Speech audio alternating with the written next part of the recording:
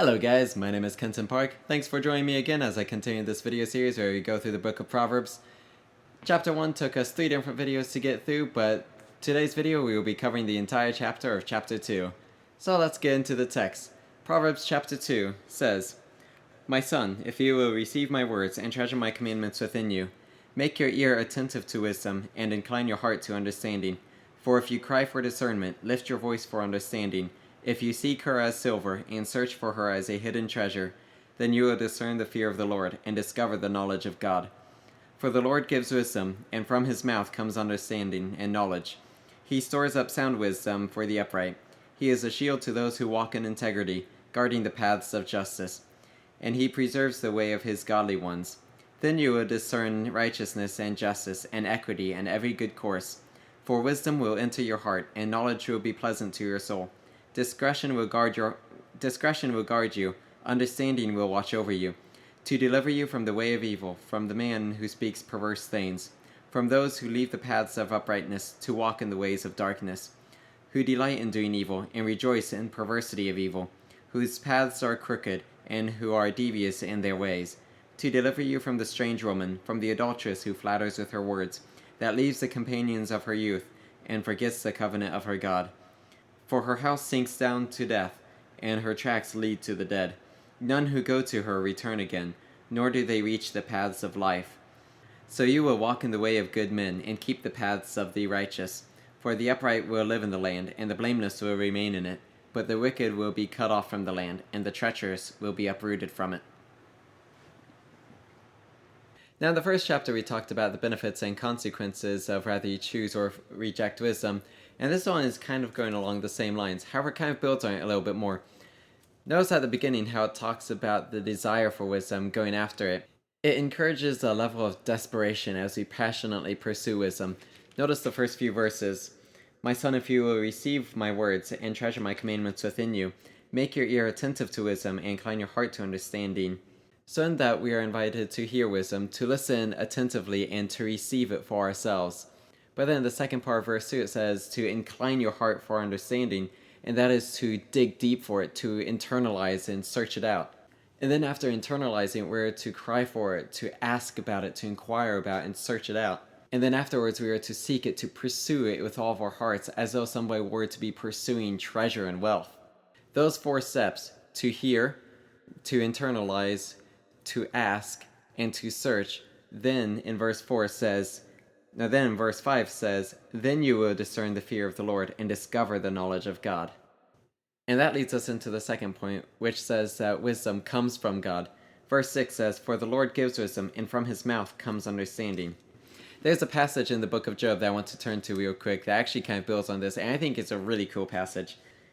Chapter 28, I'm going to be jumping around, says, "Surely there is a mine for silver, in a place where they refine gold. Iron is taken from the dust, and copper is smelted from rocks. Man puts an end to darkness, and to the farthest limit he searches out the rock in gloom and deep shadows. Its rocks are the source of sapphire, and its dust contains gold. The path no bird of prey knows, nor the falcon's eyes caught sight of it. The proud beasts have not trodden in it, nor has a fierce lion passed it. He puts his hand on the flint, and overturns the mountain at its base. He hews out a channel through its rocks, and his eye sees everything precious." Now what this passage is talking about is a mine, and how miners will dig into the earth and start looking elaborately through these caves for precious materials that are found underground. It describes their value: silver, gold, sapphire. It also describes that no animals are familiar with these places, so they go beyond the animalistic instinct to figure them out. But then it shifts gears in verse 12. "But where can wisdom be found? And where is the place of understanding? Man does not know its value, nor is it found in the land of the living. The deep says, 'It is not in me,' and the sea says, 'It is not with me.' Pure gold cannot be given in exchange for it, nor can silver be weighed as its price.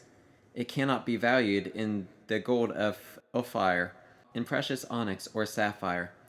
Gold or glass cannot equal it, nor can it be exchanged for articles of fine gold."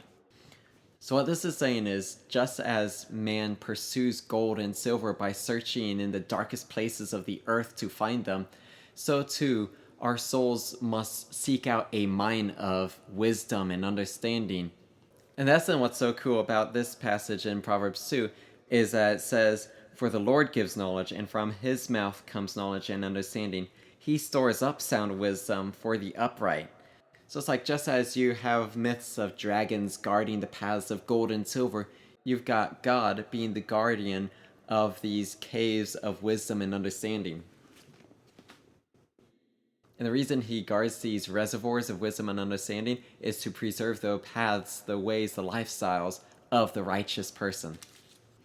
And that leads us to the third point that says that wisdom would deliver you from evil.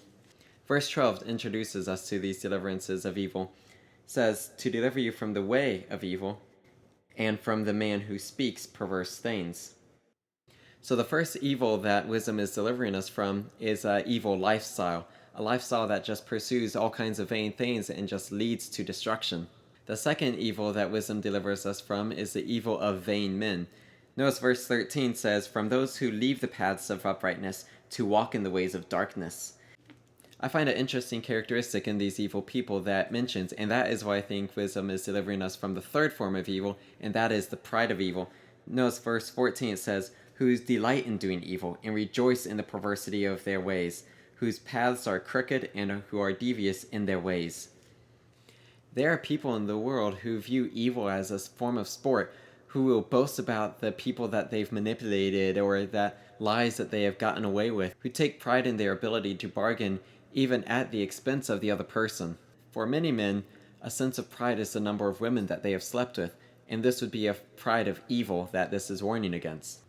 Which leads us into the fourth evil that wisdom is guarding us against, and that is the evil of sexual immorality. Verse 16 says, "To deliver you from the strange woman, from the adulteress who flatters with her words, that leaves the companions of her youth, and forgets the covenant of her God." We live in a very sexually free society, but the Bible is clear on its standards in those regards. And I think that is why many people who reject the Bible actually hate Christianity so adamantly, because they want to enjoy their freedom in sexuality, and they don't like the hindrance that this book gives on them. But this book is founded on wisdom, and when you view sex in the eyes of God, then you will be guarded from certain things like unwed pregnancies, single parenthood, STDs, a broken sense of intimacy and trust because somebody abused you for your body. These are the things that wisdom is trying to guard your life from. And so that leads us to the fourth point, and that is to seek out godly counsel instead. Verse 20 says, "So you will walk in the ways of good men and keep the paths of the righteous. For the upright will live in the land, and the blameless will remain in it." Sometimes letting wisdom guard you against the excitement of evil may make your life feel boring, but it will protect your life. As I get older, I see more and more people who head out with high potentials and then just fall away because of enticements of temptations. Some are 18 years in child support to a kid that they'll never get to meet. Some seeking a deadbeat life where they just want to be forgotten about and left alone. Some have dropped out of college because of alcohol. And some just living a life of laziness where they don't want to do anything and just want to be left home alone all the time. But then there are some other people who have stayed the course of wisdom and have not given up into enticements. And some of them are going further than anyone else believed they would ever go. Not because they were the most skilled or most qualified to go places in the world, but because they were diligent and wise. So anyway guys, that's all for chapter 2. Thanks again for joining me. If you would, like and comment, kind of get this video out there. I've been convicted lately that the things that are in the book of Proverbs can be life-changing, and so that's why I'm making this series, is I want to expose it to people. So my encouragement is to get you into the book and to read it for yourself. And if you want to spread the encouragement, then go ahead and share this video. Thanks for watching guys. God bless.